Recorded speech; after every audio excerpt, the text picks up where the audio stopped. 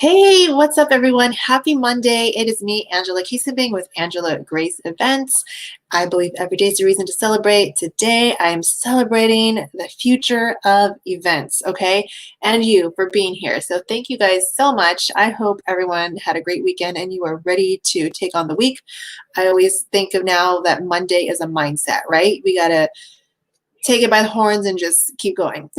So we've been talking about all things virtual events, and today I want to talk to you guys about my findings, my takeaways from Event Trends 2021, an event hosted by Event Manager Blog. So I just talked about this on Instagram Live, if you guys were there, but I wanted to, of course, come on live here and share with you guys some of the takeaways. There were 9 sessions, and it was a mix of panels, like individual speaker sessions, Q&A, and then some bullet, kind of like really fast takeaways at the very end. And then the event ended with a keynote closing with Tony Robbins. So, and that was awesome because it was just really an encouragement for people who are in the event industry or any entrepreneurs who are hosting events to really just keep moving forward, roll with the punches, and keep showing up, right? Like, challenge equals change. And I think a lot of times when we find ourselves in situations like this, we become more innovative, right? And so I'm really excited for all the technology that's coming out, all the solutions and different options really that are coming out for people who host virtual events. So thanks so much for being here. I'm going to go through these really quickly. If you guys have any questions along the way, let me know, put them in the comments, send me a message, and I will do my very best to get back to you as soon as I can. So number one, the event started out with talking about micro experiences, okay? So micro experiences are basically smaller events, like taking maybe a larger group and breaking them down into smaller groups and mini experiences, right? So if you think about this, if you have kids and you've heard about learning pods, it's really something similar to that. That's what I can really equate it to. And so it's really meeting in person and creating a pod, if you will, or a smaller number of people to still allow for a personal experience. Mind you, the people who were talking about this was like in Florida, and I'm in San Diego, so I don't know. It's going to be different depending on where you are, but I want to go ahead and talk about this. So again, we're talking about micro experiences, and if you guys are here, throw up some hearts, some thumbs up, or leave a comment so I can say hi. And really, these are going to be beneficial to foster deeper connections, right? And of course, whenever you're hosting an event, you want to make sure, and it's in person now, you want to make sure that it's a must that you get in touch, right? It's not something that you could have sent an email for, or you could have just hopped on a Zoom call, right? There's a reason for that connection. But it's basically showcasing a safe and live event in a very controlled environment, if you will, okay? So a lot of places like, again, Florida are doing things like this where they have like self-guided tours, or you can dine around. Again, it depends on where you are and what the restrictions are in your area. So make sure you know what those are. They also encourage you to check with like your CVB, which is a Convention and Visitors Bureau for your county or your city.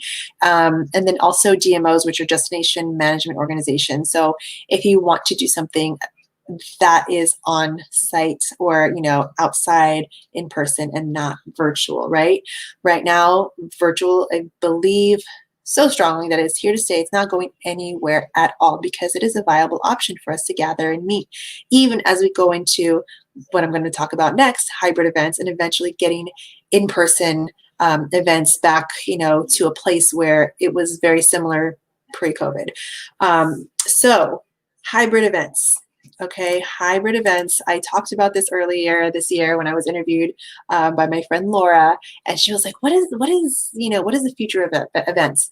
And I was so excited because this event really validated what I was thinking. And it's hybrid events. Really, it is the option to have attendees choose whether they stay home and watch virtually or they participate in a live in-person event, right? And so creating scenarios like that is going to be the next thing. Wow. right there. Hi there, buddy. It's my daughter. She's always supporting me. Thank you so much.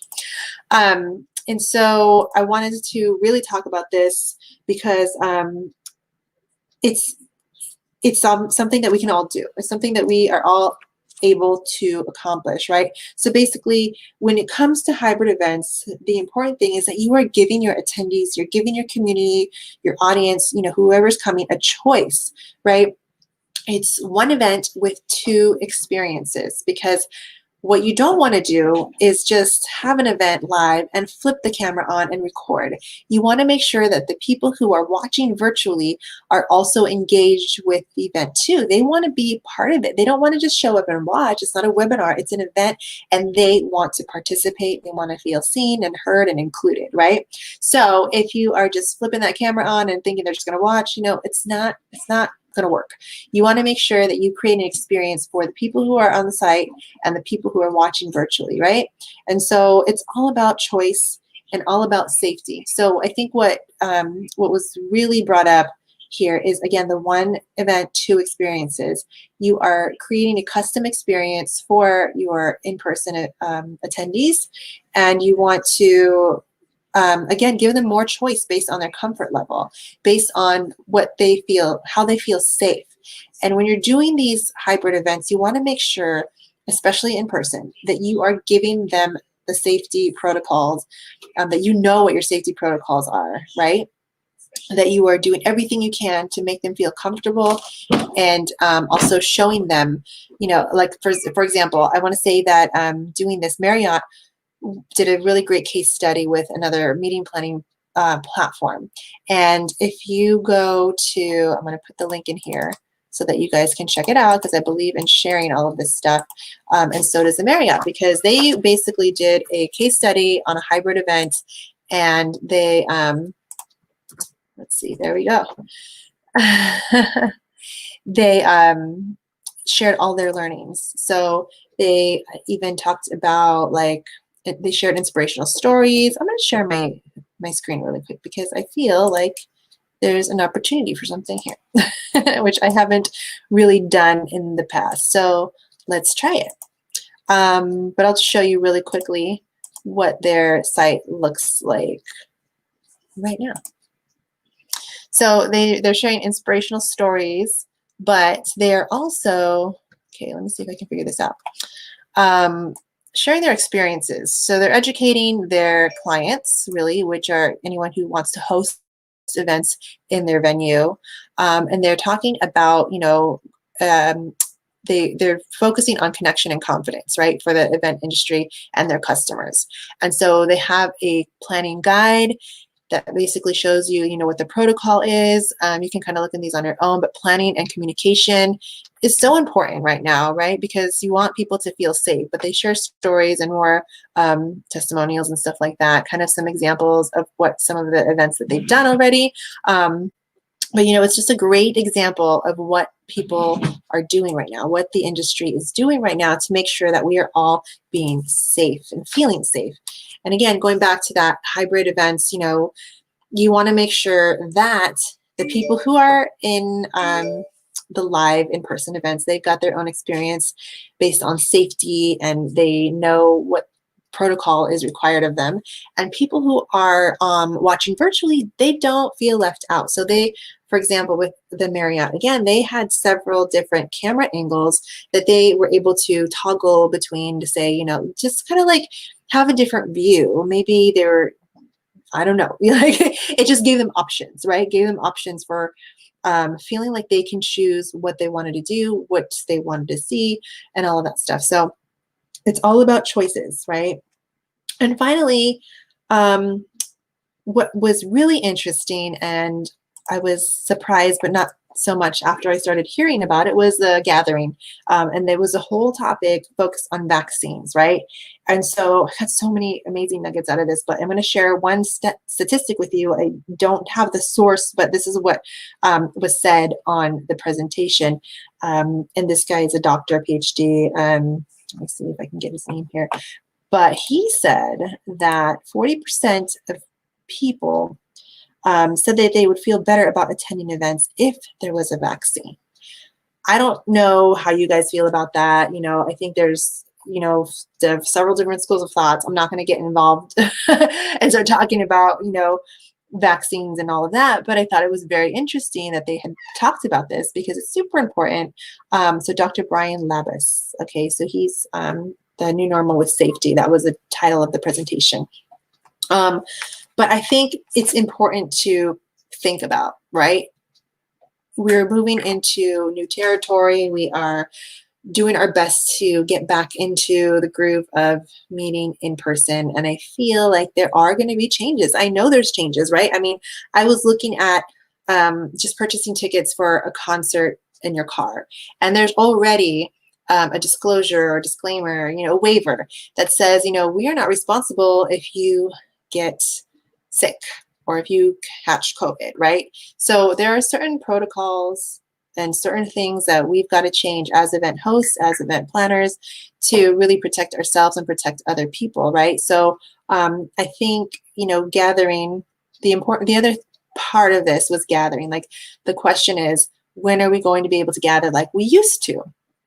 And I think it's always still tricky. Like, there's never anything is guaranteed. Again, I'm on the West Coast. A lot of the presenters were in the East Coast, so things are different. But I feel like what was said is pretty valid. So generously, what was said was that 2021, summer of 2021, is going to be the time where more people will start gathering, right?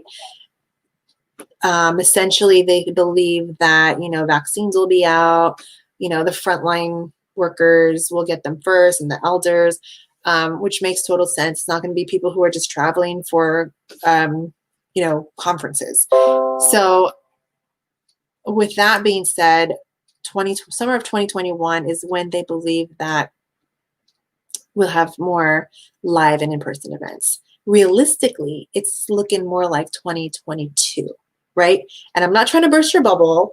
I'm just, being real and just kind of stating the facts. And maybe they're not facts, but they are definitely, things that were said and shared and, very much like peer reviewed, and you just trends. Okay. So again, not facts, trends, right? These are things that we're thinking about and projecting that will happen in the new year. Okay. So don't take me on, don't take me word for word on some of those things. But I do just want to, just share with you what I learned. And there's so many different things that we can talk about here. But, I'm going to go ahead and, let you know if you have any questions about any of this, or if you just want to chat about it because it's so exciting, let me know. I am here, and this is something I'm really passionate about. And I hope you guys will share your thoughts with me on these things, because it's important as we move into the new year and we start thinking about hosting events. And if you're thinking about hosting virtual events, because even though hybrid events are the future, virtual events are here to stay. They are not going anywhere, my friend, even as we start to get into more in-person events. It's just another viable option for people to choose from. And so if you're interested in learning about how you can rock the virtual event space, please check out How to Rock Virtual Events. I've got the link in the comments or in the description below and above. And it's all about helping you, guiding you into being the virtual event rock star in the event space for your industry. Okay, so think about if you're wanting to attract more clients, attract more leads, get your message out, become more confident in on camera, then definitely check this out, because I want you guys to shine. I want you guys to rock the event space and really just, grow your business and grow your community. Okay, so I will leave you guys with that. If you have any questions about that, please, again, let me know and I will connect with you. Other than that, I will see you guys tomorrow. Have a wonderful evening. And remember to make every day a reason to celebrate.